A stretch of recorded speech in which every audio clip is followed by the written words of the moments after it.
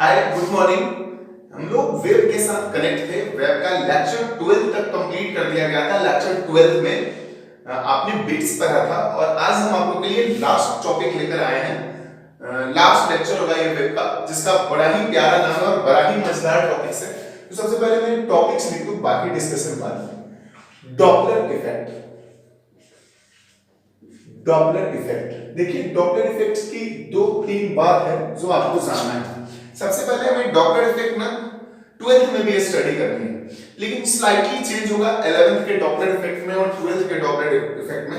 यहाँ पे Doppler effect हम लोग साउंड के लिए पढ़ेंगे और वहां पे डॉपलर इफेक्ट जो हमारा चैप्टर होगा वेव ऑप्टिक्स, वहां पे हम लोग लाइट के लिए पढ़ने वाले हैं। ठीक है, तो सबसे पहले डॉपलर इफेक्ट होता क्या है, हम बिल्कुल डिफिनेशन नहीं देने वाले हैं। पहले आप देखिए, आप किसी सड़क के किनारे खड़े होते हैं, रेलवे स्टेशन पे खड़े होते हैं या सड़क के किनारे खड़े होते हैं, तेजी से एम्बुलेंस आता है और एम्बुलेंस का आपको सायरन सुनाई देता होगा, थोड़ा सा हंसी आ रहा होगा। एम्बुलेंस वाला एग्जांपल, तेजी से एक बस आता है, देखिए पहले देखिए, मतलब होता क्या है कि जो बस से जो साउंड निकलता है उसके हॉर्न से, ठीक है, उसका बस हमारी ओर होता है, हमारी ओर चलते रहता है, तो साउंड का जो पिच होता है, फिजिक्स के भाषा में उसको फ्रीक्वेंसी बोलते हैं या श्रिलनेस बोलते हैं, वो चेंज करते रहता है। अब कब फ्रीक्वेंसी बढ़ेगा साउंड का और कब घटेगा ये आपको पता चलेगा। दूर से कोई जब ट्रेन आपके पास आता है तो देखिएगा कि आपको ना साउंड का इंटेंसिटी बढ़ते रहता है। फ्रीक्वेंसी ना इंटेंसिटी के डायरेक्टली प्रोपोर्शनल होता है, इसलिए जैसे जैसे, तो मेन क्या होता है कि जैसे जैसे कोई ट्रेन हमारी ओर आता है तो उसका फ्रीक्वेंसी चेंज करता है। लेकिन हम सोर्स, हम ऑब्जर्वर हैं और वो बस या ट्रेन सोर्स है, दोनों स्टैंडिंग पोजीशन पे हो, स्टेशनरी पोजीशन पे हो, तो आप ये साउंड डॉपलर इफेक्ट को फील नहीं कर पाएंगे, बिकॉज इन कंडीशन में उसका फ्रीक्वेंसी चेंज नहीं करता। सोर्स और ऑब्जर्वर, सोर्स मतलब जिससे साउंड प्रोड्यूस हो रहा था, ऑब्जर्वर मतलब जो ऑब्जर्व कर रहा था, जैसे हम आप जो साउंड को फील कर रहे थे। अगर दोनों स्टेशनरी है तो कोई फ्रीक्वेंसी में चेंज होने वाला नहीं है, लेकिन या तो सोर्स मोशन में हो या एब्जॉर्बर मोशन में हो या दोनों ही मोशन में हो, तब जाकर के जो साउंड, जो सोर्स से साउंड निकल रहा था ना, वो हमारे पास आते आते चेंज कर जाता है और जो हम फील करते हैं जो साउंड का फ्रीक्वेंसी, वैसे फ्रीक्वेंसी को एपेरेंट फ्रीक्वेंसी बोलते हैं। क्लियर? यानी कि जब सोर्स और ऑब्जर्वर रिलेटिव मोशन में हो, रिलेटिव वेलोसिटी कंटेन कर रहा हो, तो उस समय जो साउंड का फ्रीक्वेंसी चेंज करके ऑब्जर्वर अब्सॉर्ब करता है, वैसे फ्रीक्वेंसी को हम लोग डॉपलर इफेक्ट कहते हैं। और डॉपलर इफेक्ट का हम एक तो आपको साउंड सुनाने वाले हैं एग्जांपल। अभी हमसे आप अच्छे से शायद नहीं सुन पाए थे, ये वाले साउंड को आप फील कीजिए, शायद आपको अच्छा लगे और समझ में। देखिए, फील कीजिए,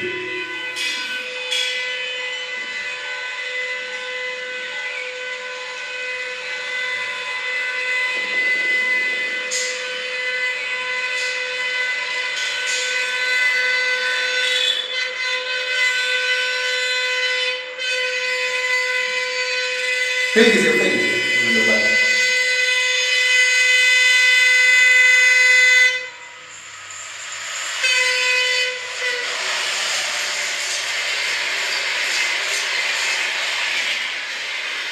आप उस देखें, जब ट्रेन दूर था तो उस समय ट्रेन का जो पिच था, इंटेंसिटी था, फ्रीक्वेंसी था, वो कम था हमसे। जब ट्रेन दूर था, ट्रेन का पिच कम नहीं था, ट्रेन से जो सीटी बज रही थी उससे जो साउंड क्रिएट हो रहा था उसका पिच और इंटेंसिटी। जैसे जैसे ट्रेन हमारे पास, आप ये चीज हमेशा फील करते होइएगा, जैसे जैसे हमारे पास ट्रेन बस नजदीक आता है या हमसे दूर जाता है, तो उन कंडीशन में डॉपलर इफेक्ट क्रिएट होता है। हम डेफिनेशन देंगे, पहले आप देखिए। मान लीजिए एक बस है, ध्यान दीजिए, ठीक है, कोई भी सोर्स है, ये सोर्स है जो क्या क्रिएट करता है, साउंड क्रिएट करता है। इसके ऊपर लगा हुआ एक विषय, हम बहुत अच्छे कलाकार हैं नहीं, ठीक है ना, जो ये साउंड वेव क्रिएट कर रहा है इसके साउंड से, और यहां पे खड़े हैं हम, ठीक है ना। ये हो गया आपका सोर्स, ये हो गया ऑब्जर्वर, ठीक है। जैसे जैसे ये सोर्स हमारी ओर बढ़ेगा, जैसे ही ये हमारी ओर बढ़ेगा तो इसका जो फ्रीक्वेंसी है, ठीक है ना, मान लीजिए 100 हर्ट्ज प्रोड्यूस कर रहा था या 1000 हर्ट्ज प्रोड्यूस कर रहा था, ठीक है, इसका जो फ्रीक्वेंसी था वो 1000 हर्ट्ज। लेकिन हमारे पास जैसे ही वो आगे की ओर बढ़ेगा, तो जैसे जैसे आगे बढ़ेगा ना, तो इसका फ्रीक्वेंसी, पिच, एक ही नाम है, पिच को ही श्रिलनेस बोलते हैं और फिजिक्स के भाषा में इसको हम लोग फ्रीक्वेंसी बोलते हैं। तो इसका फ्रीक्वेंसी धीरे धीरे इंक्रीज करेगा। तो क्या ये हमारे पास 1000 हर्ट्ज से पहुंचेगा? क्या 1000 हर्ट्ज पहुंचेगा? नहीं, उससे ज्यादा पहुंचेगा फ्रीक्वेंसी। फ्रीक्वेंसी से आप ऑलरेडी जानते हैं, the number of wave produced in 1 second is called frequency, the reciprocal of time period is called frequency। अब इस कंडीशन में क्या होने वाला है? अगर ये सोर्स ऑब्जर्वर स्टेशनरी है, ये क्या है? स्टेशनरी है, और ये मोशन में, अगर ये मोशन में वो स्टेशनरी है, तो इस कंडीशन में क्या होगा? इस कंडीशन में होने वाला ये है कि अब जो ऑब्जर्वर को फ्रीक्वेंसी सुनाई देगा, क्या वो 100 हर्ट्ज होगा, 1000 हर्ट्ज होगा? क्या पक्का उससे ज्यादा सुनाई देगा, पक्का उससे ज्यादा सुनाई देगा। तो जो एब्जॉर्बर जो फ्रीक्वेंसी ऑब्जर्व कर रहा है, ग्रहण कर रहा है, उसी फ्रीक्वेंसी को हम लोग एपेरेंट फ्रीक्वेंसी कहते हैं, एपेरेंट फ्रीक्वेंसी कहते हैं। और डिफरेंट डिफरेंट केस में, हम सारे केस में एपेरेंट फ्रीक्वेंसी निकालने वाले हैं। मान लीजिए, अब एक और बात देख लीजिए, मान लीजिए ये सोर्स ऑब्जर्वर से दूर जा रहा हो, ये तब होगा जब हमारा ऑब्जर्वर स्टैंडिंग में, ठीक है ना। चाहे उसी कंडीशन में देखिए, लड़के ने पूछा कि ठीक है सर, सोर्स जब ऑब्जर्वर के पास जाए, यानी सोर्स मोशन में हो और ऑब्जर्वर रेस्ट में हो, तो ऐसे कंडीशन में ये जो 1000 हर्ट्ज फ्रीक्वेंसी प्रोड्यूस किया है, इसके पास जाने के बाद ये फ्रीक्वेंसी चेंज करेगा, यानी पक्का इंक्रीज करेगा। क्या यही ये रेस्ट में हो और ये मोशन में हो, तब क्या होगा? तो ऐसे कंडीशन में भी हम धीरे धीरे उस सोर्स के पास जा रहे हैं। जैसे ही हम, यानी सोर्स जाए ऑब्जर्वर के पास या ऑब्जर्वर जाए सोर्स के पास, दोनों में से किसी भी कंडीशन में एपेरेंट फ्रीक्वेंसी पक्का चेंज करने वाला है। आप एपेरेंट फ्रीक्वेंसी पहले समझ लीजिए, होता क्या है एपेरेंट फ्रीक्वेंसी, जानते हैं? जैसे ये 1000 हर्ट्ज प्रोड्यूस किया और इसके पास पहुंचते पहुंचते जितना ये फ्रीक्वेंसी, ये ऑब्जर्वर जो फ्रीक्वेंसी फील कर रहा है, एब्जॉर्ब कर रहा है, ये 1000 हर्ट्ज नहीं करेगा। कौन से कंडीशन में? जब हमारा सोर्स टुवर्ड्स द मोशन करे, किधर? ऑब्जर्वर की ओर। यानी कि इस कंडीशन में फ्रीक्वेंसी बढ़ेगा या घटेगा? बोलिए। फ्रीक्वेंसी पक्का क्या करने वाला है, जिसको श्रिलनेस और पिच भी बोलते हैं, इंक्रीज करने वाला है, ठीक है। लेकिन दूसरे कंडीशन में देखिएगा, फिर से ये हमारा सोर्स, ठीक है, इस कंडीशन में भी इंक्रीज करेगा और सोर्स भी इस कंडीशन में, अगर सोर्स ही मूव कर जाए इधर, दोनों में से किसी भी कंडीशन में फ्रीक्वेंसी इंक्रीज करेगा। लेकिन ये मोशन में है, ठीक है, यहां पे एक बहुत बड़ा व्हीसिल लगा हुआ है, इसका सीटी, फोटो अच्छा नहीं बन पाता है। अब ये साउंड वेव क्रिएट कर रहा है, ठीक है। यहां पे एक ऑब्जर्वर खड़ा है, पता नहीं है, ठीक है, ये ऑब्जर्वर है, ठीक है ना। अब क्या होने वाला है, या तो सोर्स जाए ऑब्जर्वर के पास या ऑब्जर्वर जाए सोर्स के पास या दोनों जाए। इस कंडीशन में जो साउंड वेव की फ्रीक्वेंसी है वो इंक्रीज करने वाली है, लेकिन ये जो सोर्स है ये ऑब्जर्वर से दूर होने लगे या ऑब्जर्वर ही सोर्स से दूर होने लगे और ये उस समय 1000 हर्ट्ज फ्रीक्वेंसी इसके साउंड से क्रिएट हो रहा था, तो क्या वो 1000 हर्ट्ज फील करेगा? इस कंडीशन में जब दूर जाए तब फ्रीक्वेंसी क्या करने वाला है? फ्रीक्वेंसी डिक्रीज होने वाला है। क्या होने वाला?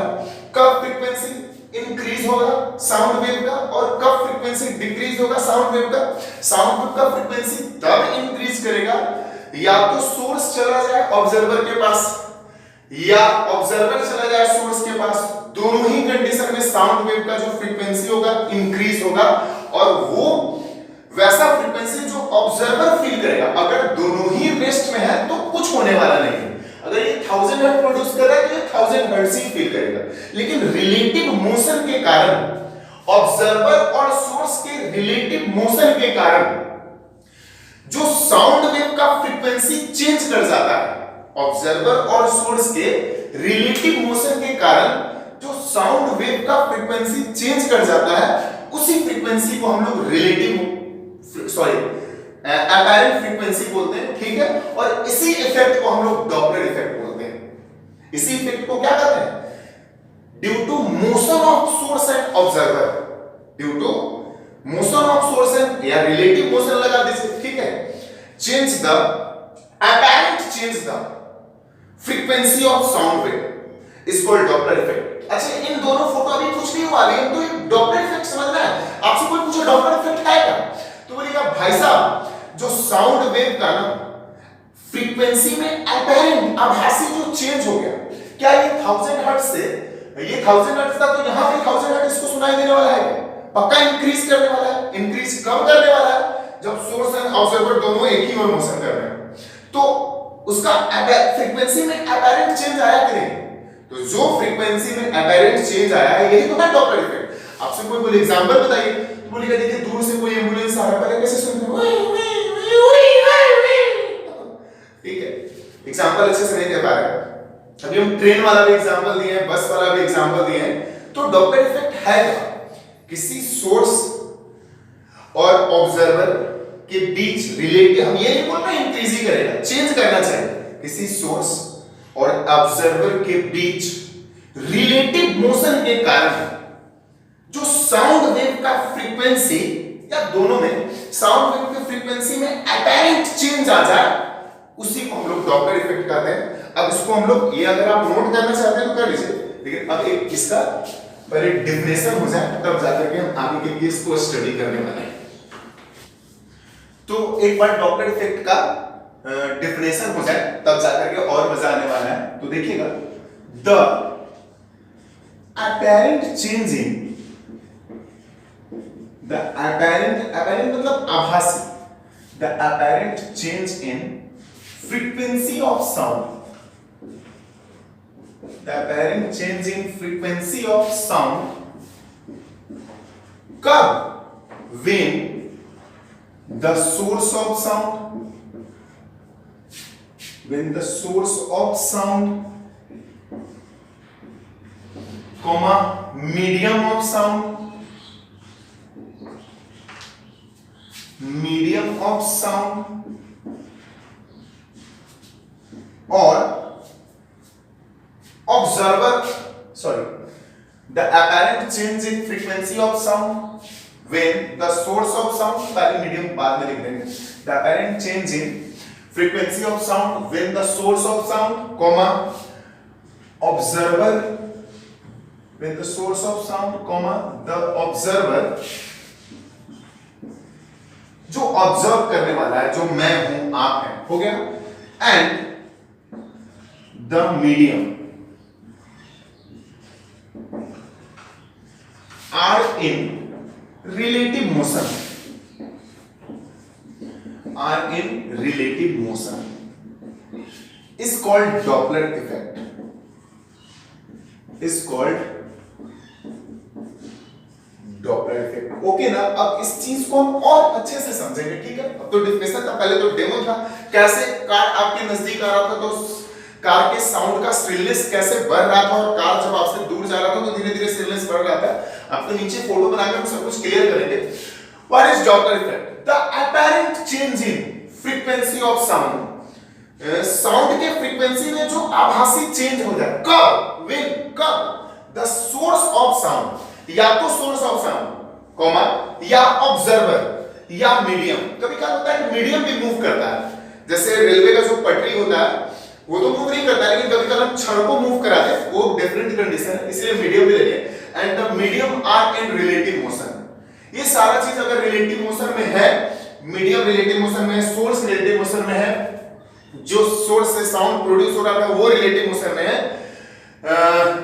ऑब्जर्वर रिलेटिव मोशन में है, यानी कोई भी मोशन कर रहा हो एक दूसरे के रिस्पेक्ट में, तो साउंड के फ्रीक्वेंसी में जो आभासी अपैरेंट चेंज आएगा उसी को डॉपलर इफेक्ट कहते हैं। दो फोटो है, दोनों फोटो को हम पहले भी क्लियर कर चुके हैं, लेकिन एक बार और देखना चाहते हैं। पहला केस ये देखिएगा, पिक्चर आप नीचे जरूर रहेगा। केस फर्स्ट में ये हमारा एक कार है, ठीक है। कार से ना साउंड वेव प्रोड्यूस हो रहा है। क्या हो रहा है प्रोड्यूस? Sound wave. कार अभी रेस्ट में, कितना में है, ये रेस्ट में है। ये हो गया आपका सोर्स, रेस्ट में है। ये 500 हर्ट्ज साउंड वेव प्रोड्यूस कर रहा है। कितना कर रहा है, यहां पे खड़े हैं हम, ध्यान दीजिए यार, पिक्चर बहुत गंदा बना है। ये आपका ऑब्जर्वर है, ये भी रेस्ट में है। अगर हम आपसे पूछे कि सोर्स और ऑब्जर्वर दोनों रेस्ट में है, तो बताइए अगर साउंड वेव का फ्रीक्वेंसी 500 हर्ट्ज है, तो क्या यहां पे इसको 500 हर्ट्ज सुनाई देने वाला है? ऑफ कोर्स, क्योंकि रिलेटिव मोशन नहीं है।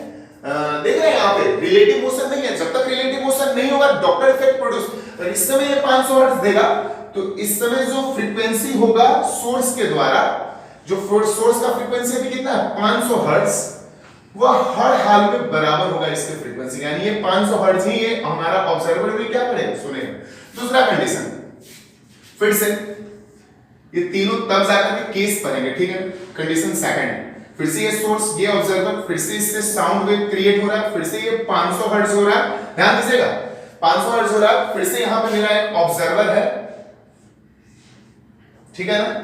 अब क्या हो रहा है कि ये जो सोर्स है ये ऑब्जर्वर की ओर मूव कर रहा है। ये जो सोर्स है वो किसकी ओर मूव कर रहा है, ऑब्जर्वर की ओर मूव कर रहा है।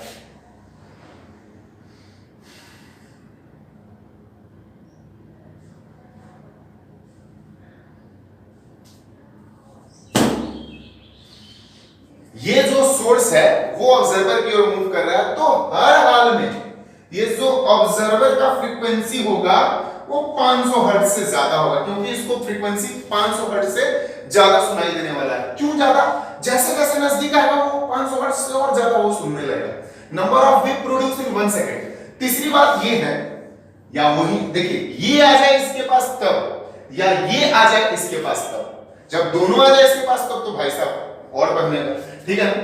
तीसरा case, case first, case second शायद आपको नीचे दिख रहा हो, मुझे नहीं पता चल रहा, एक बार देखना पड़ेगा कैमरा में, ठीक है, सही है।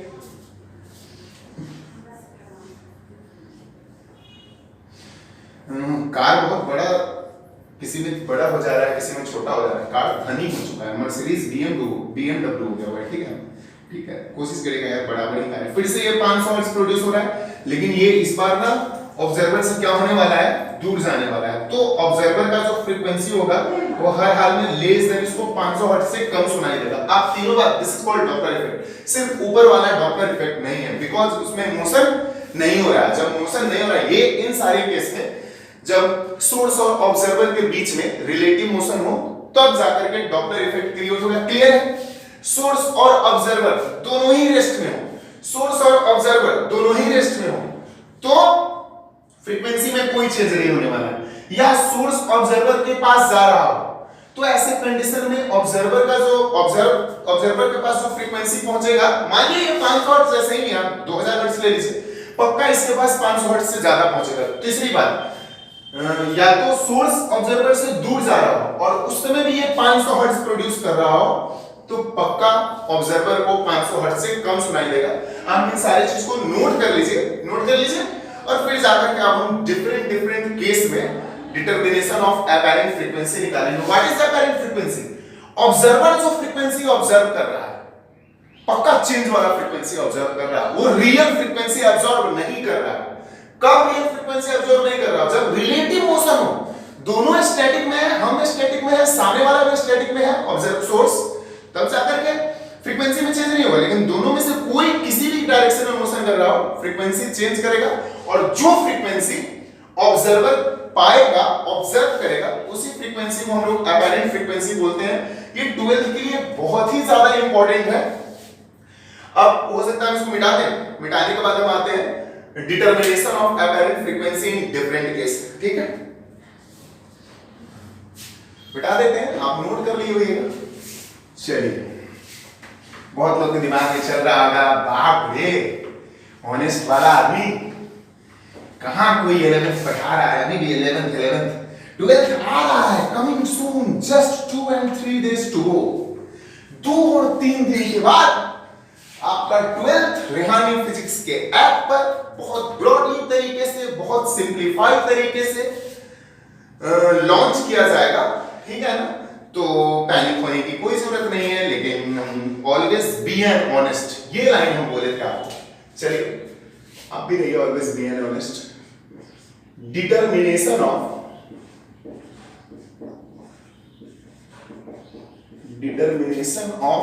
apparent frequency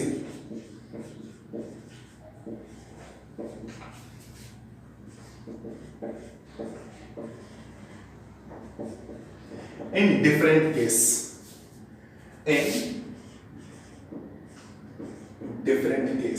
okay, determination of apparent frequency in different case। तो सबसे पहले लेते हैं case first, when source of sound moving towards the stationary object। सही।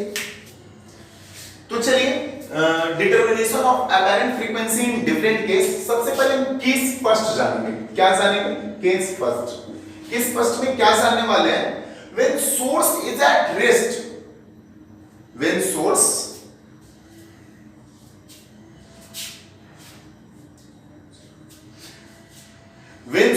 is at rest and observer is in motion। जब सोर्स रेस्ट में हो और ऑब्जर्वर क्या मोशन में। तो लिख ही लेते हैं, आपको ये लिखना है, इसी पे सारा न्यूमेरिकल रहता है। when source is at rest and observer is in motion, and observer is in motion। ठीक है, मुझे ये जानना है कि जब सोर्स रेस्ट में हो और ऑब्जर्वर किसमें हो? मोशन में हो, तब जाकर के अपैरेंट फ्रीक्वेंसी डिटरमिनेशन निर्धारण करना है। किस चीज का? अपैरेंट फ्रीक्वेंसी का। कौन कौन सी केस में? डिफरेंट केस में। जब सोर्स, तो सबसे पहले केस की बात करते हैं कि सोर्स किस में है? रेस्ट में है, और ऑब्जर्वर किस में है? मोशन में। ये रहा हमारा साउंड का सोर्स। ठीक है, हम साउंड बना दें, रहने दीजिए यार, उतना कलाकारी करने की क्या जरूरत है, लेकिन आपकी इच्छा है। यहां से साउंड क्रिएट हो रहा है, ठीक है ना। ये आपका ऑब्जर्वर, ध्यान दीजिए।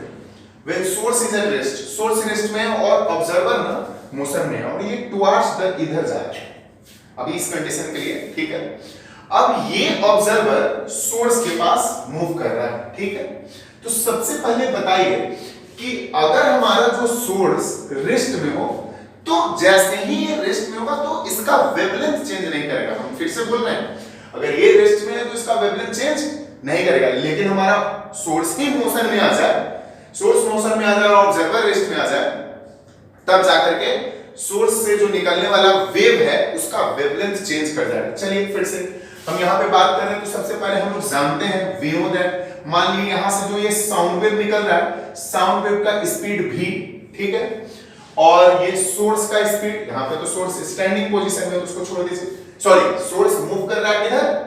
ऑब्जर्वर की ओर, और ये वेव निकल रहा है। हम फिर से बोल रहे हैं, आप ध्यान नहीं दे रहे, ये मेरा सोर्स है कार, ठीक है, कार स्टैंडिंग पोजीशन में है, और कार से जो साउंड निकल रहा है, क्या वो स्टैंडिंग पोजीशन में है? क्या वो स्टेशनरी पोजीशन में है? साउंड तो निकल करके पहुंच रहा है, पे। हाँ दोस्त, वीडियो बनाबै छी, वीडियो बना रहल छी, अभी आधा घंटा में अपलोड करबू। अभी घरे घड़ी बनाबै छी ना, कभी घरे कभी वहां दोनों। हाँ हाँ, यूट्यूब पर ये पहुंच गई सब कस्टमर आने वाले से आधा घंटा। ठीक ठीक,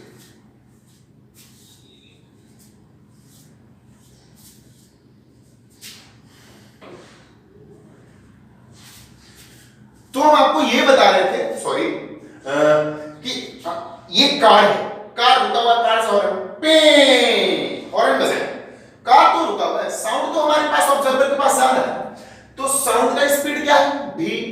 ऑब्जर्वर का स्पीड क्या होगा? ऑब्जर्वर इधर, ऑब्जर्वर मूव कर रहा है, ऑब्जर्वर का स्पीड v हो। अगर हम आपसे पूछे तो बताइए रिलेटिव वेलोसिटी कितना हुआ, रिलेटिव स्पीड कितना हुआ? अपोजिट डायरेक्शन है, साउंड इधर से आ रहा है, साउंड इधर से आ रहा है, ऑब्जर्वर इधर से आ रहा है, साउंड इधर से जा रहा है, ऑब्जर्वर इधर से जा रहा है, और दो अपोजिट डायरेक्शन में मोशन करता है, तो रिलेटिव स्पीड, रिलेटिव वेलोसिटी को दोनों को क्या कर देते हैं? ऐड कर देते हैं। तो इसका रिलेटिव वेलोसिटी हो गया, रिलेटिव वेलोसिटी का स्पीड जो लेना लीजिए, क्या हो जाएगा आपका? v plus v not. क्यों होगा v plus v not? Direction opposite है। वेवलेंथ चेंज नहीं करेगा। वेवलेंथ कब, कौन से कंडीशन में वेवलेंथ चेंज करेगा? जब हमारा सोर्स ही मोशन में हो। क्यों चेंज करेगा वो हम सारा चीज कितना होगा सब कुछ निकालेंगे, लेकिन सबसे पहले इसके बारे में जानते हैं कि यहां पे हम लोग जानते हैं, याद कीजिए, we know that v equal to n lambda क्या होने वाला है? v equal to generally n lambda होता है, लेकिन हम फ्रीक्वेंसी को आज f ही ले लेते हैं, ठीक है? v equal to f lambda, ठीक है? मुझे चाहिए तो बताइए, ये जो साउंड वेव यहां से जो साउंड क्रिएट हो रहा है, यहां से जो साउंड क्रिएट कर रहा है, इसका जो v होगा वो f लैम्डा होगा। f किसका? साउंड का। f किसका? साउंड का। वेवलेंथ कहीं चेंज करने वाला नहीं है। वेवलेंथ तो तब चेंज करेगा जब हमारा सोर्स क्या हो, नेक्स्ट वाले केस में हम देख लेंगे। वेवलेंथ तो तब चेंज करेगा जब हमारा सोर्स मोशन में हो। तो यहां पे हम लिख सकते हैं lambda equal to v by fs। What is v? v is the speed of sound wave. v क्या है? Speed of sound wave. हम लिख नहीं रहे, अगर आपकी इच्छा हो तो नीचे कहीं लिख लीजिएगा, where v is the speed of sound. What is fs? Frequency of sound wave. क्या यहां पे जो फ्रीक्वेंसी है वहां होगा? यही तो पढ़ना है, यही तो पढ़ाना है कि भाई साहब जब भी रिलेटिव मोशन होगा तो उसका फ्रीक्वेंसी क्या कर जाएगा। हाँ, लेकिन यहां से यहां तक का जो वेवलेंथ होगा वो चेंज नहीं होने वाला, बिकॉज आज ना सोर्स रेस्ट में है। हाँ, सोर्स मोशन में होगा तो चेंज करने वाला है, इसीलिए we know that v equal to ये होगा। अब देखिएगा इसके पास आते हैं, फ्रॉम और ऑब्जर्वर के लिए हमको फ्रीक्वेंसी वहां निकालना है, तो फॉर ऑब्जर्वर के लिए, फॉर ऑब्जर्वर के लिए क्या होगा? ऑब्जर्वर के लिए फॉर्मूला तो यही है, v इक्वल टू n की जगह पे हम f ऑब्जर्वर के लिए, लैम्डा हर जगह वही होने वाला, और यानी FO चाहिए हमको, अपैरेंट फ्रीक्वेंसी ऑब्जर्वर का। ऑब्जर्वर कितना ऑब्जर्व कर रहा है, तो v by lambda total relative velocity, because ये भी मोशन कर रहा है, वो भी। सिर्फ तो हम साउंड का लेंगे नहीं, केवल साउंड का ले ले, अरे मोशन दोनों कर रहा है, तो रिलेटिव वेलोसिटी लेगा कि नहीं? है कितना relative velocity? v plus v not. Relative velocity कितना? v plus v not. और लैम्डा का वैल्यू ऊपर निकला हुआ है। लैम्डा का वैल्यू क्या निकला हुआ है? पुटिंग लैम्डा फ्रॉम इक्वेशन, इसको फर्स्ट भी कर सकते हैं। लैम्डा का वैल्यू हो जाएगा v बाय fs, यानी जो हमारा FO हो गया, जिसको हम लोग अपैरेंट फ्रीक्वेंसी बोलते हैं, यही डिटरमिनेशन करना है, determination of apparent frequency in different case. Apparent जो फ्रीक्वेंसी हो गया, निकल गया पहले वाले केस का, अपैरेंट फ्रीक्वेंसी हो गया, तो हमारा अपैरेंट फ्रीक्वेंसी कितना हो गया यहाँ पे? ये जो हमारा FO हो गया, इसी ऑब्जर्वर जो फ्रीक्वेंसी ऑब्टेन कर रहा है उसी को अपैरेंट फ्रीक्वेंसी बोलते हैं। और यहाँ पे हमारी अपैरेंट फ्रीक्वेंसी का मान हो गया v speed of sound, VO speed of observer, okay, by v into fs। ये हो गया हमारा फॉर्मूला, ठीक है? एक बार फिर से आते हैं, हमारा है determination of apparent frequency in different case. Different case में अपैरेंट फ्रीक्वेंसी निकालना है। क्या है अपैरेंट फ्रीक्वेंसी? तो ऑब्जर्वर मतलब हम, आप, जो लोग साउंड को ऑब्जर्व कर रहे हैं, वो जो फ्रीक्वेंसी ऑब्टेन कर रहा है ना, वैसे फ्रीक्वेंसी को हम लोग अपैरेंट फ्रीक्वेंसी बोलते हैं। डिफरेंट केस में है। तो सबसे पहला केस ये है, when source is at rest and observer is in motion। हमारा सोर्स आज रेस्ट में है, आज ऑब्जर्वर मोशन में है। आज ऑब्जर्वर, देखिए अब आपके माइंड में दो बात चल रहा होगा। पहले तो बात चल रहा होगा, सर ऑब्जर्वर तो मान लीजिए ये सोर्स है, ऑब्जर्वर सोर्स की ओर आ रहा है, तो आ रहा है तो क्या होगा? आने वाले केस को तो आप सॉल्व कर दिए, लेकिन अगर हम ऑब्जर्वर सोर्स से दूर जाए तो क्या होगा? तो बिल्कुल पैनिक नहीं होना है। इसके बाद हम बस एक चेंज करेंगे और वो आ जाएगा। तो सबसे पहले क्या जानते हैं हम लोग? फ्रीक्वेंसी इसका, एक बार फिर से सुन लीजिए, ये रेस्ट में है, v क्या है? स्पीड ऑफ साउंड है, v क्या है? स्पीड ऑफ साउंड है। और यहां से जो फ्रीक्वेंसी निकल रहा है, फ्रीक्वेंसी ऑफ सोर्स से जो निकला है, और पक्का ये फ्रीक्वेंसी जो ऑब्जर्वर के पास जाएगा, हमने एग्जांपल भी दिया अभी रिसेंटली, ठीक है? तो ये जाकर चेंज हो जाएगा। फॉर्मूला आप तुरंत जानते हैं, v इक्वल टू होता है n lambda, v equal to n की जगह पे हम फ्रीक्वेंसी, लैम्डा की जगह पे लैम्डा, यानी lambda equal to v by f। Source का काम कर रहे हैं इसलिए सोर्स का। फिर से v इक्वल टू, अब आइए ऑब्जर्वर के पास, ऑब्जर्वर के पास फिर से v इक्वल टू n के जगह पर फ्रीक्वेंसी की जगह पर हम f यूज किए हैं, f into lambda for observer, clear लिखा भी हुआ। तो v equal to f frequency observer का, जो ऑब्जर्वर फ्रीक्वेंसी ऑब्जर्व कर रहा है उसी को अपैरेंट फ्रीक्वेंसी भी बोलते हैं। fo into lambda, fo equal to v by lambda, और v मेरा कितना था, रिलेटिव वेलोसिटी है बिकॉज़ ये रेस्ट में और ये चल रहा है, ये रेस्ट में है, सोर्स रेस्ट में है, लेकिन क्या साउंड रेस्ट में है, साउंड तो चल रहा है, साउंड का स्पीड v, इधर से चला साउंड, इधर से चला सोर्स, ओके। और दोनों का डायरेक्शन अपोजिट है, इसलिए रिलेटिव आप पढ़े हैं, अपोजिट डायरेक्शन में रिलेटिव वेलोसिटी को ऐड कर देते हैं। तो fo equal to v by lambda, relative velocity v plus vo, what is v, speed of sound, what is vo, speed of observer, जिस स्पीड से ऑब्जर्वर, हम क्वेश्चन भी बनाएंगे, ठीक है ना, ऑब्जर्वर, और लैम्डा का वैल्यू उठाकर यहां से पुट कर दिया, फिर से by v by fs, frequency of source, जो साउंड निकल रहा था सोर्स से उसका फ्रीक्वेंसी, थोड़ा सा इसको मैथमेटिकली इक्वेट कर दिए, v plus vo by v into fs।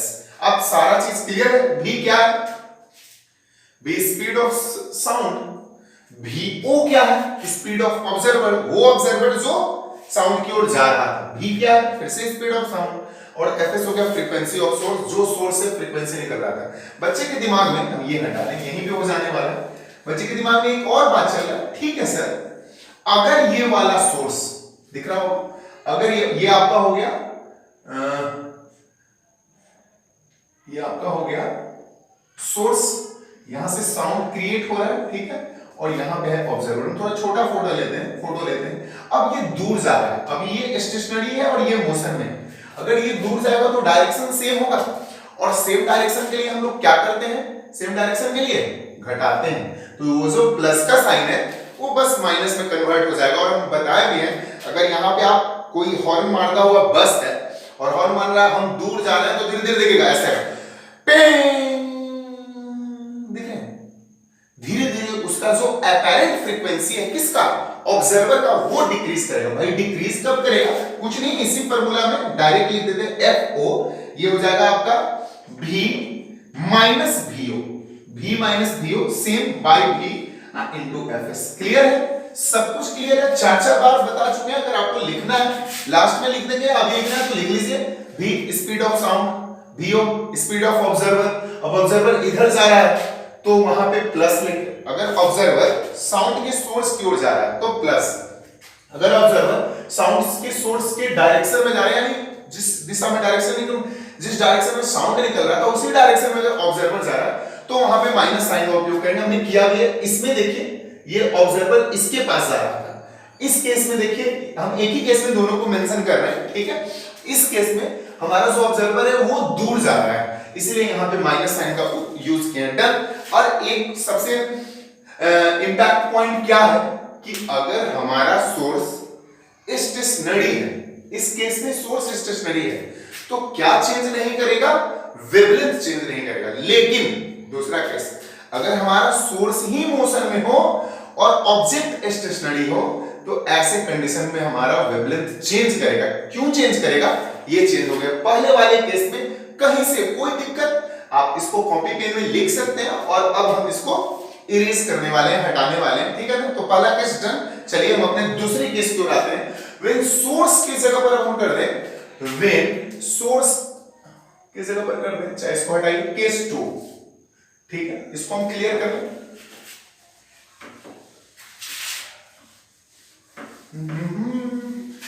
बच्चे तो बच्चे हैं, पता नहीं कैसे हमारे बिना रहते हैं। सर आप भी तो रहते हैं, कहाँ एक बार हमको कॉल भी करते हैं, कहाँ से करेगा, एक को करेंगे दूसरा छूट जाएगा, दूसरा हमसे मुंह फुला कर बैठ जाएगा। चलिए अब हम किसको मोशन कराने वाले हैं दूसरे वाले केस में। अब हमारा जो मोशन करेगा आज सोर्स ही मूव करेगा। अब देखिए, चलिए पहले लिख देते हैं, इसमें बहुत मजा आने वाला है। दूसरा वाला केस तो भाई साहब आपका दिल जीत लेगा, कंसेप्ट के साथ साथ इतना फील देने वाला है ना, देखिएगा। व्हेन सोर्स, मेरी राइटिंग को पहले भी नोबेल प्राइज मिल चुकी है और आगे भी मिलने वाली है। सॉरी यार, बस एक चीज नहीं ठीक कर पाया अपने लाइफ में, कमियां तो बहुत हैं, ये सबसे मेजर कमी है। माइनर नहीं बोल रहे हैं इसको, when source is in motion, बहुत सारा बात चल रहा होगा आपके दिमाग में, and observer is at rest, और ऑब्जर्वर हमारा किसमें हो, रेस्ट में। तो चलिए सबसे पहले डायग्राम बनाते हैं। ये हमारा रहा सोर्स जिससे साउंड प्रोड्यूस होने वाला है। आज सोर्स चल रहा है, ये हमारा सोर्स है, ठीक है। इससे साउंड वेव क्रिएट हुआ, ये डिंग डिंग डिंग, ये चला, यहां पे हमारा ऑब्जर्वर है। अब फील कीजिए वो रुका हुआ है और उसका मुझे एपेरेंट फ्रीक्वेंसी निकालना है। आज ये स्टेशनरी है, आज ये स्टैटिक पोजीशन में है और ये मोशन में है। हम आपसे ये पूछ रहे हैं कि आप जैसे ये फील कीजिए, ये मार्कर है, तो मार्कर हम चल रहे हैं तो क्या मेरे साथ मार्कर चल रहा है, दिख रहा हो, हम चल रहे हैं तो मेरे साथ मार्कर चल रहा है। लेकिन आप साउंड के केस में ये बात फील कीजिए, क्या हम साथ साथ चल रहे हैं तो साउंड मेरे ऊपर बैठ के चल रहा है क्या? बिल्कुल ऐसा नहीं हो रहा है। हमको मुझे बस अपैरेंट फ्रीक्वेंसी निकालना और सिर्फ फील के साथ निकालना है, बस अपैरेंट फ्रीक्वेंसी निकालना है इस केस में और फील के साथ। हम आपसे एक क्वेश्चन पूछ रहे हैं, हम जो यहां से वॉक करते हुए जा रहे हैं तो क्या साउंड हमारे सर के ऊपर बैठ के जा रहा है क्या, मेरे साथ ट्रेवल कर रहा है? नहीं। हो क्या रहा है कि हम चल रहे हैं और साउंड हमसे आगे चल रहा है। जनरली यही ना हो रहा है ना। अब आप सोचिए, आप एक डिफिनेशन याद कीजिए वेवलेंथ। वेवलेंथ को बहुत तरीके से डिफाइन करते हैं, the distance between two consecutive crest and trough, दो कंसेक्यूटिव क्रेस्ट और ट्रफ के बीच के डिस्टेंस को वेवलेंथ कहते हैं। दो वेव के बीच के डिस्टेंस को भी वेवलेंथ बोलते हैं। जो यूज कर रहे हैं कर लीजिए। चलिए यहां से आप थोड़ा सा फील देखिए, इसको हम हटा दें। साउंड निकल रहा है, आप समझ गए, साउंड सर पे बैठ के नहीं जा रहा है, साउंड ना सोर्स भी चल रहा है, साउंड भी चल रहा है। इतना मजा, आप देखिए आपका कंसेप्ट, मतलब जो फील ये देगा ना वो कोई चीज नहीं दे सकता। जैसे यहां से निकल के ये कंप्लीट वेव एक हुआ, ठीक है, फिर दूसरा वेव ये हुआ, ऐसे करते करते आज हमारा ऑब्जर्वर रेस्ट में है, ठीक है। अब आपके दिमाग में ये चल रहा होगा कि रिलेटिव वेलोसिटी में हम ले क्या, रिलेटिव वेलोसिटी में सबसे पहले हम ले क्या। तो आप याद रखिए, हम फिर से बोल रहे हैं, आपके दिमाग में चल रहा है अच्छा सर साउंड भी चल रहा है, वो रुका हुआ है, प्लस ले लेते हैं। साउंड का स्पीड कितना हम लोग ले रहे हैं बार बार, v, ठीक है। और आज ऑब्जर्वर का स्पीड कितना है, लिख देगा, ले पहले नीचे मेंशन होगा, ठीक है। साउंड का स्पीड हो गया v, सोर्स का स्पीड हो गया vs, डन। साउंड भी चल रहा है, सोर्स भी चल रहा है, ठीक है ना। आज सोर्स मोशन में है और ऑब्जर्वर आज रेस्ट में, तो ऑब्जर्वर का तो स्पीड का कोई काम है नहीं, आज बस हमें काम करना है किसके और किसके बीच में। तो सबसे पहले रिलेटिव वेलोसिटी बताइए होगा क्या आपके दिमाग में। आप सोचिए क्या होगा, सोर्स और ऑब्जर्वर का रिलेशन क्या होने वाला, चला v प्लस vs, v मतलब साउंड ऑफ सोर्स, vs मतलब साउंड ऑफ, v मतलब साउंड ऑफ सॉरी, v मतलब स्पीड ऑफ साउंड और vs मतलब स्पीड ऑफ सोर्स। क्या v प्लस vs या v plus minus v minus vs ऐसा है? ऐसा बिल्कुल नहीं है। क्यों नहीं है ऐसा? क्योंकि उसके ऊपर बैठ के नहीं चल रहा है, ये उससे आगे चल रहा है। तो ऐसे केस में जो हमारा रिलेटिव वेलोसिटी होगा, रिलेटिव वेलोसिटी होगा इन दोनों का क्या होने वाला है, सिर्फ v होगा। क्यों होगा v? क्योंकि साउंड सर पे नहीं बैठ के चल रहा है, साउंड आगे चल रहा है और सोर्स पीछे है। थोड़ा सा इसी चीज को हम समझा दें आपको। ये आपका सोर्स था, ठीक है, यहां से एक वेव प्रोड्यूस, ठीक है, वेवलेंथ का कांसेप्ट है। फिर यहां से एक वेव प्रोड्यूस। अगर हम आपसे पूछें क्या ये देखिए, ये दो कंसेक्यूटिव क्रेस्ट है, ये भी वेवलेंथ है, ये भी वेवलेंथ है और ये भी वेवलेंथ है, ठीक है ना। ये एक कंप्लीट वेवलेंथ, फिर से ये एक कंप्लीट वेवलेंथ। अगर हम आपसे पूछें, ध्यान दीजिएगा ये कांसेप्ट वाला टॉपिक से, टी टाइम बाद वेव कहां पहुंच जाएगा, तो हमारा वेव पहुंच जाएगा यहां टी टाइम बाद, ठीक है ना। तो यहां से वेव चल करके यहां आ गया, यानी कि वो डिस्टेंस कितना ट्रेवल किया, यही हमारा वेवलेंथ भी है, थोड़ा सा ध्यान दीजिए। लेकिन मुझे इसमें इफेक्टिव वेवलेंथ चाहिए। टी टाइम बाद बताइए वेव के द्वारा जो डिस्टेंस ट्रेवल किया गया वो ये है।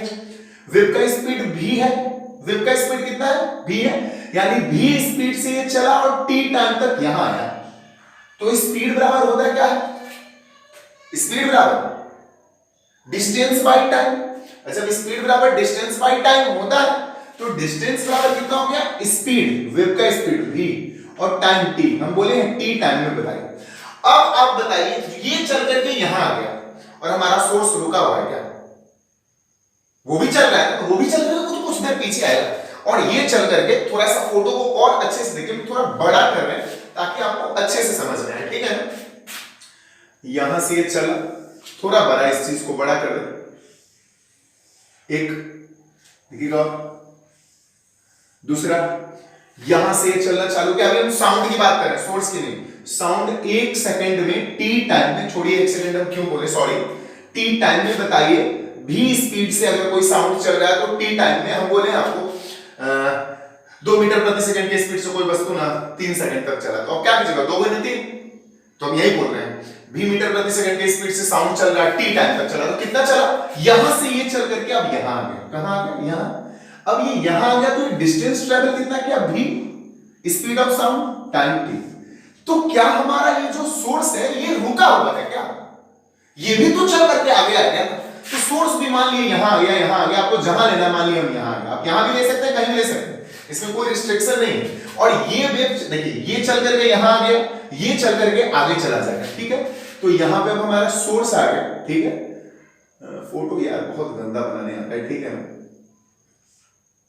ठीक है। अब ये सोर्स चलते चलते यहां आ गया, अब जब ये यहां आ गया तो अब बताइए अब ये टी टाइम में कितना ट्रेवल किया, ये भी तो टी टाइम में ट्रेवल किया है, क्योंकि जितना टाइम ये टी टाइम में अगर यहां पहुंच गया तो क्या ये भी टी टाइम में यहां पहुंच जाएगा। हम बोल रहे हैं मेरे साथ, आप बोल के दौड़िए, आप बोलिएगा सामने वाले को आगे, अगर हम यहां से बोले जिस समय बोले उसी समय वहीं पहुंच जाएगा क्या। आप लास्ट कहीं ना कहीं आप बोलते हैं, जैसे हम यहां से कुछ बोलना चालू किए और जैसे ही हम बोलेंगे दूर कोई खड़ा है, दूर खड़े वाले को ज्यादा सुनाई देगा या नजदीक खड़े वाले को, ऑफ कोर्स नजदीक खड़े वाले को, क्यों, अब जिस समय आप बोले हैं जहां तक आपका साउंड है सडनली आप वहां तो नहीं पहुंच जाएगा, आप पहुंचिएगा कब, धीरे धीरे चल के, लेकिन आपका साउंड और आगे जा रहा है। अब हमारा सोर्स पहुंच गया यहां, टी टाइम में ये यहां पहुंच गया, तो अब बता दीजिए कि ये कितना डिस्टेंस ट्रेवल किया। तो इसका स्पीड ऑफ सोर्स था vs और ये कितना टाइम टेकन किया, t ही लिया, तो ये डिस्टेंस कितना ट्रेवल किया, ये डिस्टेंस जो ट्रेवल किया आपका vs into t। What is vs, vs हो गया हमारा speed of source, as condition यही है, when source is in motion and observer is at rest. Source motion में है, सोर्स मोशन में है तो दोनों चीज मोशन में है, सोर्स भी मोशन में है और साउंड भी मोशन में है, लेकिन साउंड सोर्स से आगे है, साउंड पहुंच गया यहां और सोर्स अभी यहीं है, और दोनों का इफेक्टिव डिस्टेंस बताइए, ये ट्रेवल किया vt, ये ट्रेवल किया vst, तो जो ये इफेक्टिव डिस्टेंस हो गया, आप क्या कीजिएगा vt माइनस vst, ओके ना, ये जो हमारा इफेक्टिव डिस्टेंस हो गया vt minus vst, vt complete t minus vs speed of source and into t, यहां तक हो गया, ठीक है ना, डन। और यही जो इफेक्टिव डिस्टेंस हो गया इस वेव के लिए ये लेम्डा का काम किया, किसके लिए काम किया, फोटो दोनों ड्रा कीजिएगा, ठीक है ना, ताकि आपका कांसेप्ट और बढ़े।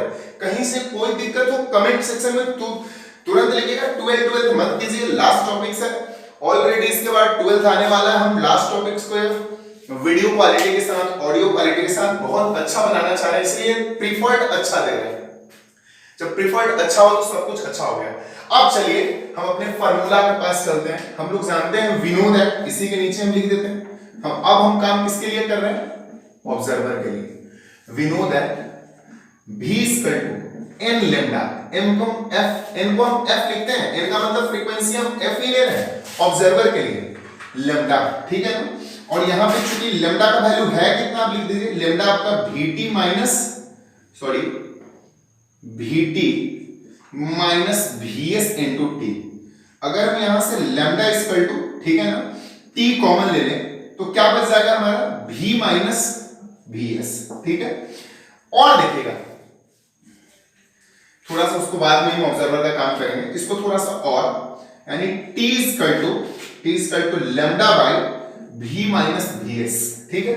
The reciprocal of time period is called frequency, the reciprocal of time period हम जानते क्या है, विनोद है, हर चीज में एकदम ट्रांसपेरेंसी होनी चाहिए। वीडियो लंबा होता है तो हो फ्रीक्वेंसी इक्वल टू, फ्रीक्वेंसी किसका, सोर्स का, तो fs इक्वल टू हम क्या लिख सकते हैं, फ्रीक्वेंसी इक्वल टू 1/t, ठीक है। तो 1/t की जगह हम डायरेक्ट लिख दें और fs इक्वल टू 1/t के जगह पे लिखना है, ध्यान दीजिएगा 1/t, यानी ये हमारा lambda by v minus vs, lambda by v minus vs, तो v माइनस vs ऊपर बाई लैम्डा, मुझे चाहिए तो एनी हाउ लैम्डा है, यानी लैम्डा इस फ्रीक्वेंसी का फॉर्म है, v minus vs by fs। Okay ना, दिख रहा है, सही है। चलिए अब हो गया हमारा लैम्डा निकल गया, जो इफेक्टिव लैम्डा है, ये लैम्डा जो आप देख रहे हैं इफेक्टिव वेवलेंथ है, क्या है, इफेक्टिव वेवलेंथ। ओके ना, अब आइए हम काम किसका करेंगे, सोर्स का। फिर से वी नो दैट, क्या वी नो दैट, फॉर किसके लिए, ऑब्जर्वर के लिए,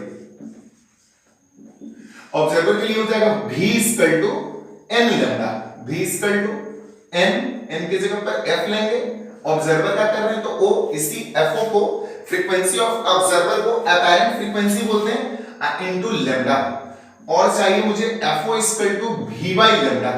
v रिलेटिव वेलोसिटी v ही होगा, हम बताए हैं कि सरफेस शहर के तो साउंड जा नहीं रहा, जब सरफेस शहर के साउंड नहीं जा रहा है तो रिलेटिव वेलोसिटी v ही होने वाला है, ठीक है। अब लिख सकते हैं v की जगह पे v और लैम्डा का वैल्यू यहां इफेक्टिव वेवलेंथ लेना है, जो चेंज किया है। पहले वाले केस में क्या चेंज किया था पहले वाले केस में क्या चेंज किया था, तो पहले वाले केस में चेंज किया था आपका स्पीड, किसका, सोर्स का, ठीक है ना। दूसरे वाले केस में क्या चेंज कर रहा है, तो वेवलेंथ। आज यहां पे स्पीड नहीं चेंज कर रहा, देख लीजिए स्पीड भी है। पहले वाले केस में जब सोर्स ऑब्जर्वर मूव कर रहा था तो स्पीड चेंज किया, दूसरे वाले केस में क्या हो रहा है कि सोर्स मूव कर रहा है तो वेवलेंथ चेंज करने वाला। ये सब चीज आपको नोटिस करना होगा, और लैम्डा ए की जगह पे लिख सकते हैं v minus vs by fs। This is our formula, हो गया fo, जिसको हम अपैरेंट फ्रीक्वेंसी से भी रिप्रेजेंट करते हैं, तो हो जाएगा v by v minus vs, okay ना, इनटू fs। सब चीज से आप परिचित हैं, fo को अपैरेंट फ्रीक्वेंसी बोलते हैं,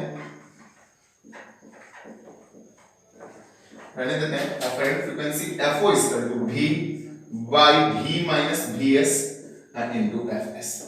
फिर से एक बच्चे के मन में क्वेश्चन आया, सर तो आप बहुत तेज हैं। अब आप देखिए, कूलनेस देखिए, अगर कहीं पे आप ये बताइए, प्रैक्टिकल बात, अगर सोर्स, अगर कोई बस हमारी ओर हॉर्न बजाते हुए आ रहा है तो उसका जो श्रिलनेस है, यानी कि इनडायरेक्ट वे में फ्रीक्वेंसी है जो हम सुन रहे हैं, जो हम एब्जॉर्ब कर रहे हैं, वो बढ़ेगा कि घटेगा। सीटी की आवाज आपके पास बढ़ती हुई आएगी, घटती हुई, ऑफ कोर्स बढ़ती हुई, और बढ़ती हुई तब आएगी जब v माइनस vs होगा। v में से vs को हम घटा दें, ध्यान दीजिए और थोड़ा सा मजा आएगा। लेकिन अगर हम यहां खड़े हैं, बस हॉर्न मारते हुए आ रहा है, ध्यान दीजिएगा, बस हॉर्न मारते हुए हमारे पास आ रहा है, तो श्रिलनेस अपैरेंट फ्रीक्वेंसी ऑब्जर्वर का एकदम बढ़ने वाला है। लेकिन बस हॉर्न मारते हुए हमसे दूर जा रहा है, हम अभी भी रेस्ट में हैं। आज हम ऑब्जर्वर को मोशन नहीं कराने वाले दूसरे में, हम दूसरे वाले फर्स्ट वाले केस में ऑलरेडी हम ऑब्जर्वर को मोशन करा चुके हैं। तो सेकंड वाले केस में हम क्या करें, जब बस हमारी ओर आ रहा था, लास्ट में एक जबरदस्त रेहानी ट्रिक होगा, फिर मजा आएगा। जब बस हमारी ओर आ रहा था तो फॉर्मूला ये, लेकिन बस हमसे दूर जाएगा, तो अपैरेंट फ्रीक्वेंसी बढ़ेगा कि घटेगा, सीटी की आवाज बढ़ेगी कि घटेगी ना, और घटेगी तब जब इस v में से vs का मान और घटेगा। v माइनस vs की जगह पर अगर हम s v माइनस vs है, माइनस है तो देखिए डिनोमिनेटर में पक्का माइनस मान कम आएगा, अगर हम दोनों को ऐड कर दें तो अपैरेंट फ्रीक्वेंसी क्या होगा, घट जाएगा कि नहीं।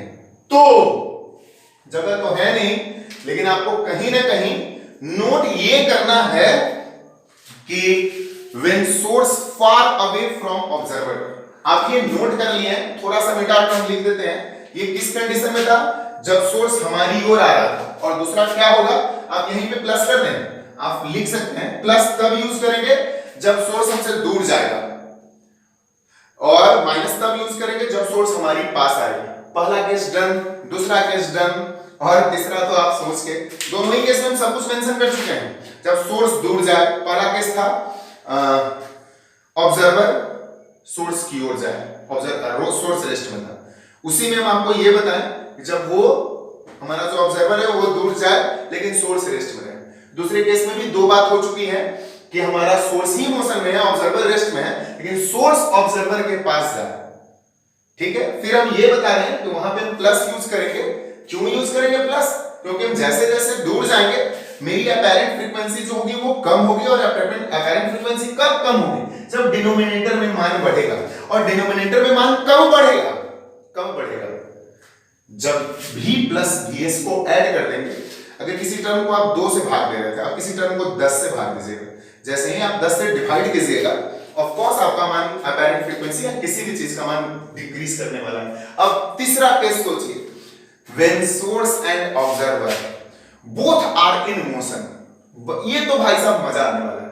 अब सोर्स और ऑब्जर्वर दोनों ही मोशन में हो, सही है ना? ठीक। तो पहला केस हो गया, दूसरा केस हो गया। पहला केस में हम ये पढ़े हैं कि हमारा सोर्स किसमें था? मोशन में था। दूसरे केस में हम ये पढ़े हैं कि पहले केस में ऑब्जर्वर मोशन में था और दूसरे केस में सोर्स मोशन में था, और तीसरा केस तो और मजेदार होने वाला है। तीसरे केस में हम ये पढ़ेंगे when source and observer both are in motion. Motion की बहुत सारी कंडीशन है, दोनों एक को उड़ा सकता है, या दोनों एक ही, मतलब दोनों अपने पास आ जाए, ठीक है, या दोनों फार अवे हो जाए। तो चलिए केस 3 देखते हैं, और ये आप नोट कर लीजिएगा, इसको हम हटा दें।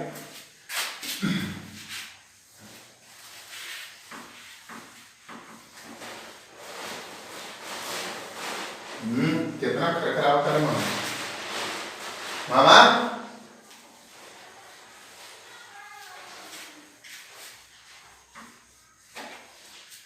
तो केस 3 में क्या जानना है? व्हेन सोर्स एंड ऑब्जर्वर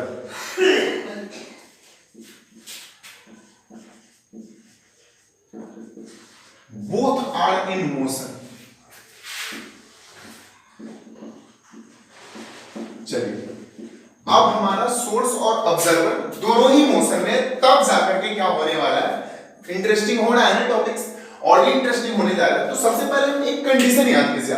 हम आपको बताए थे, याद कीजिएगा, इफ, इसी में बोलते हैं इफ, याद कीजिएगा, if when source of sound, if when source of sound move towards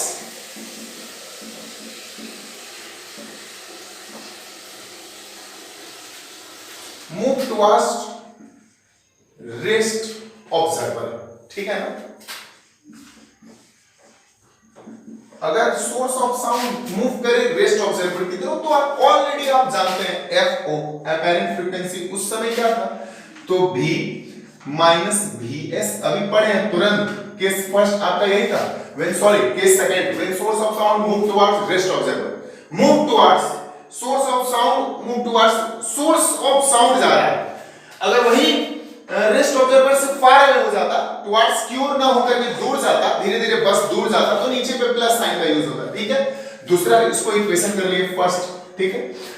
अब हम ये बात कर रहे हैं बट, लेकिन हो गया ऑब्जर्वर, थोड़ा सा एक बार पहले लिख दे, but observer is also moving, लेकिन ऑब्जर्वर तो मूव कर रहा है। ये टॉपिक्स क्या है? When source and observer both are move, लेकिन इसमें हम बता दें अगर सिर्फ सोर्स मूव करे, साउंड का सोर्स मूव कर रहा होता तो ये होता, लेकिन but observer is also moving, लेकिन ऑब्जर्वर क्या करे? Moving towards sound, moving towards, हो गया ना, साउंड सोर्स, टुवर्ड्स सोर्स ही लिख देते हैं, उतना क्या है, ठीक है ना? तब जाकर के क्या हो? अगर ये सोर्स की तरफ अगर देखिए हम एफओ यूज कर चुके हैं, ठीक है ना? तो हम इसको एक नया टाइटल देते हैं एफओ डैश। एफओ डैश हो जाएगा हमारा, जस्ट पढ़ेगा v plus vo by v, v plus vo by V into F O, ठीक है। ये वाला एफ ओ, कौन सा एफ ओ? जब हमारा सोर्स ऑफ साउंड मूव कर रहा था ऑब्जर्वर की, अब हम एफ ओ का मान इक्वेशन फर्स्ट से इसमें क्या कर दें, पुट कर दें, putting F O from equation first, ठीक है। देन तब हमारा हो जाएगा F O dash equal to V plus V O, सब कुछ पता है आपको, by V into F O का मान वी इंटू एफ एस, ठीक है ना, by V minus V S.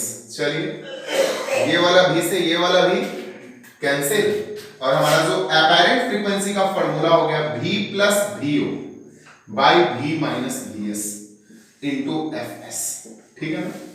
F S क्या है, frequency of source, F S क्या है, फ्रीक्वेंसी ऑफ सोर्स। अब आप बताइए क्या आपको डेरिवेशन के थ्रू चाहिए आगे वाला बात, या विदाउट डेरिवेशन? हम के क्या है इस चीज पे थोड़ा सा पॉइंट डालते हैं, इसमें हम कंप्लीट कंप्लीट कंप्लीट, इसमें हम सिर्फ और सिर्फ यूज क्या किए हैं, तो प्रीवियस वाला कंसेप्ट। प्रीवियस वाले कंसेप्ट में हो क्या रहा था, बातें लंबी हो रही है बिकॉज टॉपिक्स ही ऐसा है, इसको स्किप मत कीजिएगा, ठीक है। प्रीवियस वाले में हो रहा था ये कि हाँ भाई साहब, फर्स्ट केस में सोर्स ऑब्जर्वर मूव कर रहा था, सेकंड केस में सोर्स ही मूव कर रहा था, और ये ना दोनों का मिसलेनियस है, सोर्स मूव कर रहा है, ऑब्जर्वर मूव कर रहा है। पहले दो केस में हमने ये पढ़ा कि वो दूर जा रहा है पास आ रहा है, डजंट मैटर। तो आप दिमाग लगाइए, अगर आप दिमाग लगाइए, हम आपको क्या दिमाग लगाने के लिए बोल रहे हैं, अब फॉर्मुलेट हो गया है, अब आप डिसाइड कीजिए, दिमाग से ये फील करना है आपको कि अगर दोनों ऑब्जर्वर, क्वेश्चन यही है, when source of sound and observer are moving, when source and observer are in motion, लेकिन मोशन तो दो तरीके से हो सकता है। एक ऐसा केस होगा कि दोनों एक दूसरे से दूर जाएगा, एक ऐसा केस होगा जो दोनों एक दूसरे के पास आएगा। तभी तो हम ये डिटरमाइन नहीं किए, हम इसमें ये बता रहे हैं कि if when source of sound move towards observer, rest observer, source of sound है और रेस्ट ऑब्जर्वर की ओर वो मूव कर रहा है, तो ये हम पढ़े अभी जस्ट केस सेकंड। अब बट लेकिन ऑब्जर्वर इज आल्सो मूविंग, लेकिन ऑब्जर्वर भी मूव कर रहा है किसकी ओर, अभी हम ये वाला केस ले रहे हैं। देखिए ये आपका सोर्स है, ये मूव कर रहा है इधर, और ये है आपका ऑब्जर्वर, ये मूव कर रहा है, ठीक है। तो ये फॉर्मूला है, लेकिन हमको चाहिए क्या कि नहीं, ये दोनों दूर जा रहा है। अगर हम आपको बोले फॉर्मुलेट कीजिए, ये इधर जा रहा है सोर्स, और इस कंडीशन में भी ये ऑब्जर्वर दूर जा रहा है, तो जैसे जैसे दूर जाएगा वैसे वैसे श्रिलनेस, वैसे वैसे पिच, वैसे वैसे हमारा जो फ्रीक्वेंसी होगा अपैरेंट, वो तो डिक्रीज करेगा। अब सर फ्रीक्वेंसी डिक्रीज कब करेगा, जब यहाँ पे प्लस होगा और यहाँ पे क्या होगा, माइनस हो जाए। तो अब हम इसको फॉर्मुलेट करने वाले नहीं है, आप खुद डिसाइड कर लीजिए। जैसे ही यहाँ पे हमको ये ना एक दूसरे को दूर करना है, तो डिनोमिनेटर का मान बड़ा चाहिए, बोले ये कंसेप्ट से करना। फिर से अगर आपको फिर से इतना लेंथी प्रोसेस से होकर आना है तो वेलकम, कोई दिक्कत नहीं है हमें। तो यहाँ पे v के जगह पर v माइनस bs है, v प्लस bs कर देंगे। जैसे ही v प्लस bs करेंगे अपैरेंट फ्रीक्वेंसी डिक्रीज कर जाएगा, ये फार्मूला होगा। अब आपके दिमाग में बहुत कंफ्यूजन हो गया, सर जी कौन याद करने वाला है, आपको बात है ये दूर जा रहा है, वो नजदीक आ रहा है, सब कुछ कंसेप्ट समझ में आ गया, तो एक जबरदस्त रेहानी ट्रिक हो जाए, इसके माध्यम से सब कुछ क्या हो जाएगा। तो आप लिखिए रेहानी ट्रिक, ठीक है ना। तो क्या है भाई रेहानी ट्रिक, वो भी देख लीजिए। बच्चे मेरे बच्चे क्या क्या करते हैं, क्या फ्रीक्वेंसी है, जाहिल इंसान पागल करके रख देगा। एक फिजिक्स वाला हेयर बैंड वाला आदमी बाल नीचे आ जा रहा है, इसलिए हेयर बैंड लगाना पड़ रहा है, मर जाए। और सॉरी, हेयर बैंड से शायद आप लोग किसी को प्रॉब्लम नहीं होना चाहिए, बिकॉज हेयर बैंड है तो हेयर बैंड है, बाल है तो लगाना पड़ेगा, जब तक है तब तक लगा रहे हैं, जब उड़ जाए तो नहीं लगाएंगे। प्लीज ऐसा प्रे मत कीजिएगा कि उड़ जाए, ठीक है। चलिए, जबरदस्त रेहानी ट्रिक, इस चीज को आप फॉलो कीजिए और मजा आएगा। रेहानी ट्रिक, ट्रिक्स कर देते हैं, ठीक है। क्या है भाई रेहानी ट्रिक, तो ट्रिक नंबर 1 जबरदस्त है। तो जबरदस्त क्या है, तो सबसे पहले हम आपको एक बेसिक नीड बता रहे हैं कि आप जब भी किसी क्वेश्चन को ड्रा कीजिए, जब भी किसी क्वेश्चन को फॉर्मुलेट कीजिए, जब भी डॉपलर इफेक्ट से कोई क्वेश्चन को आप सॉल्व कीजिए, तो हर हाल में ये दिमाग में रहना चाहिए, हर हाल में, प्रैक्टिकल लाइफ में नहीं, लेकिन आपके न्यूमेरिकल के लिए हर हाल में आपका जो सोर्स होगा वो लेफ्ट साइड में रहेगा और जो ऑब्जर्वर रहेगा वो राइट साइड में रहेगा। तो हम लिख सकते हैं, हो गया, कीप इन माइंड, आप माइंड में रखिए, कीप इन माइंड, माइंड में आपको रखना है, ठीक है, observer source is in left side, ठीक है, and observer is in right side. ये बात आपको रखना है दिमाग में, is in right side. Done. दूसरा पॉइंट, अगर भी और भीओ दोनों इक्वल हो गया, अगर भी और भीओ यानी भी स्पीड ऑफ साउंड और भीओ स्पीड ऑफ ऑब्जर्वर दोनों इक्वल है, तो आप इतना जरूर समझ जाइएगा कि आपका जो दोनों ऑब्जर्वर और सोर्स था वो हर हाल में रेस्ट में था। तो ये जबरदस्त ट्रिक निकला। इफ भी मतलब स्पीड ऑफ साउंड हम लिखने वाले नहीं है, and v o are equal, if v and v o, trick जबरदस्त है, if v and v o are equal then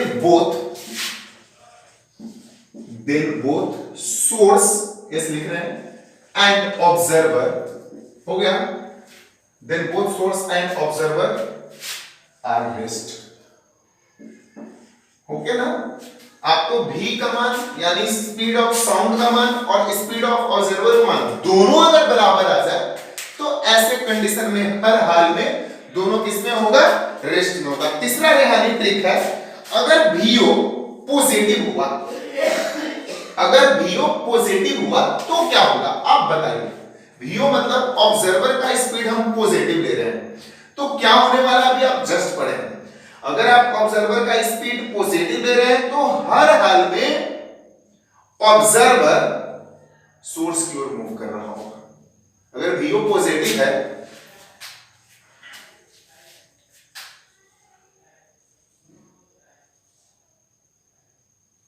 चलिए, if भीओ is positive, then observer move towards किधर, move towards source। ओके ना। अब आपके दिमाग में आएगा चौथा बात, आप खुद डिसाइड कर लीजिए। अगर VO निगेटिव आया, if VO is negative, ठीक है, then observer far away from source। ऐसे कंडीशन में हमारा ऑब्जर्वर जो है वो दूर जा रहा है, अगर नेगेटिव है तो पक्का वो दूर जा रहा है, ठीक है, far away from source, ठीक है। पांचवा केस भी हो जाए, पांचवा केस में हो जाएगा, if Vs is positive, अगर पॉजिटिव हुआ सोर्स, इसमें देखिए, इसमें सोर्स मोशन में है, इस वाले केस में अगर Vs पॉजिटिव हुआ तो हर हाल में पॉजिटिव कब होगा, जब वो सोर्स से दूर जाएगा। बस यही करना है। कि Vs मतलब सोर्स, साउंड नहीं, साउंड का हम हमेशा भी यूज किए हैं, ठीक है ना। If Vs is positive then source, S लिखना है, बार बार नहीं लिखने वाले, source is far away from observer. बस उल्टा कर देना चाहिए। If Vs is negative then, सब कुछ क्लियर है, सोर्स इज मूव टुवर्ड्स, जो मेरा ये तीसरा केस था उससे, ठीक है, मूव टुवर्ड्स ऑब्जर्वर, ठीक है ना। ये ट्रिक है जो आपको फॉलो कराएगा। चलिए, हम केपलर्स लॉ में बेसिक टू बेसिक हम लास्ट तक आ चुके हैं। अब केपलर्स लॉ का एक दो एप्लीकेशन जान लें। आप लिख लीजिएगा बस, एप्लीकेशन ऑफ केपलर्स लॉ। तो केपलर्स लॉ का उपयोग हम लोग समुद्र में, सी में सोनार सिस्टम में करते हैं। केपलर्स लॉ का उपयोग हम लोग रडार सिस्टम में करते हैं, जो एयरक्राफ्ट चलता है। आपको नोट करना है, हम लिखने वाले हैं नहीं। केपलर्स लॉ का जो प्रयोग है वो सन के रोटेशन में किया जाता है। प्रश्न करो कहां पे किया जाता है, तो सन के रोटेशन में, ठीक है। और एक तो जबरदस्त चौथा है कि केप्लर शून्य का उपयोग हम लोग स्टार और गैलेक्सी के वेलोसिटी को डिटरमाइन करने के लिए किया जाता है। ऐसे लिख सकते हैं Kepler determination of velocity of star and galaxy using Kepler's law. ये आपका 4-5 केस हो गया। अभी दो प्यारा न्यूमेरिकल हो जाए तब हो जाएगा हमारा tata bye bye sound, sorry ये wave and vibration.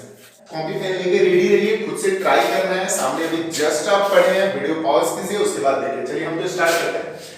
The apparent frequency of note, the apparent frequency of note, हमारे नोट का अपैरेंट फ्रीक्वेंसी है when listener move towards a stationary source. पहले आपको समझना है, एक लिसनर है, लिसनर मतलब आज लिसनर का मतलब ऑब्जर्वर, हम जो सुन रहे हैं, तो जो ऑब्जर्व कर रहे हैं उसे तो हम लिसनर करते हैं। Move towards a stationary source with velocity 40 meter per second, यानी कि व्हेन लिसनर मूव, हमारा जो लिसनर है वो कितने की स्पीड से, वेलोसिटी ऑफ ऑब्जर्वर दिया हुआ कितना 40 मीटर पर सेकंड, ओके ना, इज 200 हर्ट्ज। तो किसका ये अपैरेंट फ्रीक्वेंसी दिया हुआ है, लिसनर का, यानी लिसनर के पास अपैरेंट फ्रीक्वेंसी कितना है आपका 200 हर्ट्ज, ओके। सब कुछ पहले गिवन कर लें। When he move away from the same source, अब बोल रहा है कि ठीक है वो सेम सोर्स, जिस सोर्स के पास पहले वो जा रहा था लिसनर, अब सेम सोर्स के पास उससे दूर जा रहा है विद सेम स्पीड, स्पीड भी वही है उसका। Then apparent frequency of the note, अब आपको पता है कि जैसे ही उससे वो दूर जाएगा तो उसका अपैरेंट फ्रीक्वेंसी डिक्रीज करेगा। जब हम सोर्स के पास जाएंगे तो अपैरेंट फ्रीक्वेंसी देखिए 200 हर्ट्ज। जब हम सोर्स से दूर जा रहे हैं F O डैश इसको करते हैं, ये उस समय का अपैरेंट फ्रीक्वेंसी है जब आप अवे हो जाते हैं 160 हर्ट्ज, ओके। तो चलिए अब हम स्टार्ट करते हैं। तो सबसे पहले लिखते हुए listener move towards the stationary source. Again क्या क्या फार्मूला था हमारा, व्हेन लिसनर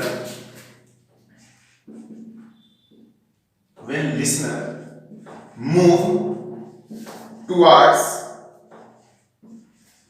हो गया ना, रेस्ट सोर्स, उतना लिखने का जरूरत क्या है, rest source with VO speed, VO का मान ऊपर लिखा हुआ with VO, with velocity VO, ठीक है, VO वेलोसिटी से चल रहा है, हो गया।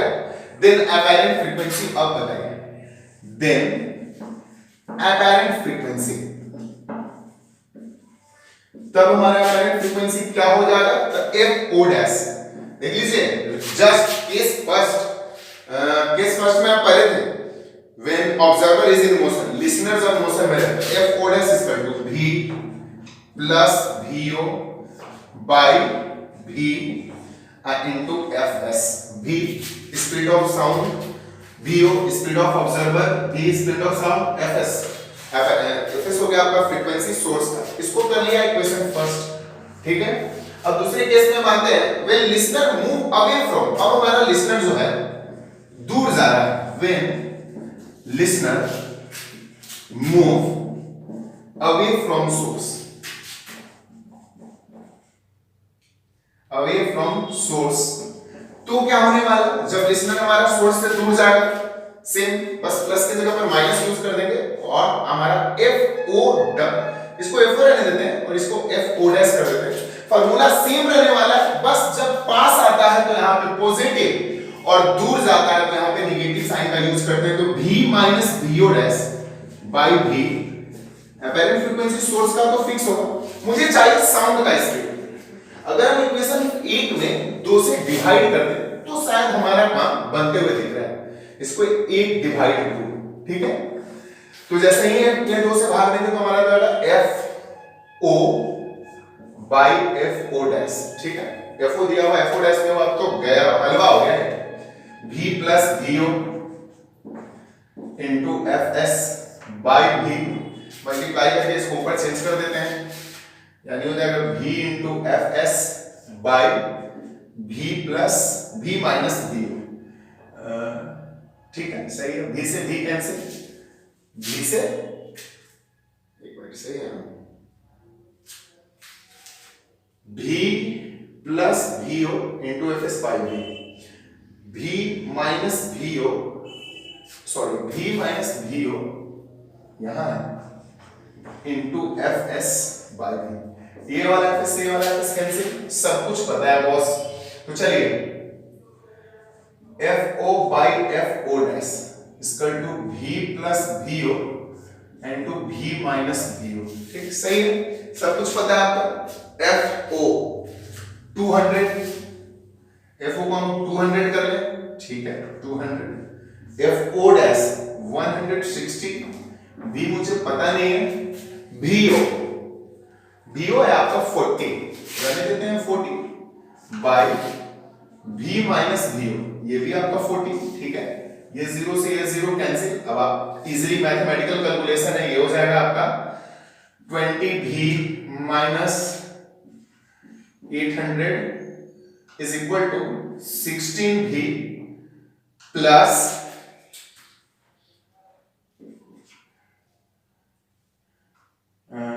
64, ठीक है 644। साइड चेंज कर लेते हैं, तो 20V minus 16V 4V equal to, ये माइनस साइड चेंज हो जाएगा, तो 460 प्लस 802, ठीक है। V इक्वल टू 0 4 8 14 बाई 4, ये 4 से cancel, 360 meter per second. This is our final answer, 360 meter per second, यही होगा हमारा आंसर। इसी स्पीड से speed of sound in air, कहीं से कोई दिक्कत है? एक क्वेश्चन ये बोल रहा है, उधर से एक बार लिसनर आ रहा है, जब लिसनर ऑब्जर्वर के पास आए, ऑब्जर्वर सोर्स के पास है, तो यहाँ पे प्लस, दूर जाए तो माइनस, दोनों को 1 से 2 से डिवाइड कर दिए और ये हमारा आंसर हो गया। तो ये रहा हमारा प्यारा सा क्यूटी पाई सा wave chapter. Almost wave chapter complete हो चुका है।